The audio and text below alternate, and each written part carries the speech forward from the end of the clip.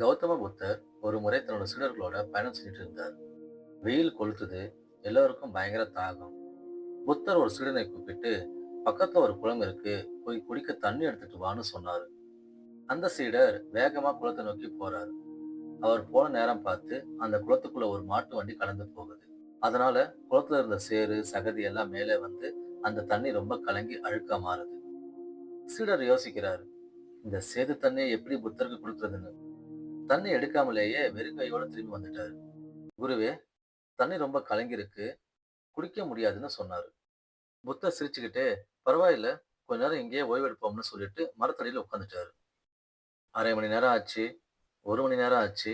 திரும்பவும் அந்த சீடரை கூப்பிட்டு, இப்ப போய் தண்ணி எடுத்துட்டு வான்னு சொன்னாரு.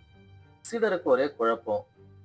அதான் தண்ணி கலங்கிருக்குன்னு சொன்னேனே, இவர் ஏன் மறுபடியும் போக சொல்றாருன்னு மனசுக்குள்ள திட்டிக்கிட்டே போறாரு.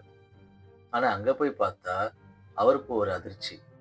அந்த குளத்துல இருந்த கலங்கள் எல்லாம் மறைஞ்சு தண்ணி கண்ணாடி மாதிரி தெளிவா இருந்துச்சு. அந்த சேறு சகதி எல்லாம் தானாகவே அடியில போய் தங்கிடுச்சு. அவர் சந்தோஷமா தண்ணியை மொண்டுகிட்டு ஓடி வந்தார்.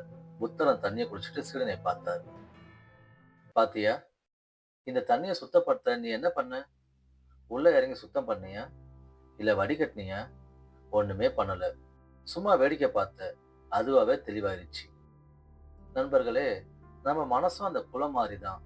கோபம், குழப்பம், கவலைன்னு வரும்போது அது கலங்கி போயிருக்கும். அந்த நேரத்துல நீங்க முடிவு எடுக்கவோ இல்ல அதை சரி பண்ணவோ முயற்சி பண்ணினீங்கன்னா இன்னும் தான் குழப்பம் அதிகமாகும். பிரச்சனை வரும்போது கொஞ்சம் தள்ளி நில்லுங்க, கொஞ்ச நேரம் கொடுங்க. கலைஞர் நீர் எப்படி தானா தெளியுமோ அதே மாதிரி உங்க குழப்பமும் தானா விலகி ஒரு தெளிவான வழி கிடைக்கும். அவசரப்பட்டா அமுதமும் விஷம், பொறுமையா இருந்தா விஷமும் விலகி போகும். இது இதயம் பேசும் நேரம், சிந்தனைக்கு உயிர் கொடுக்கும் கதைகள்.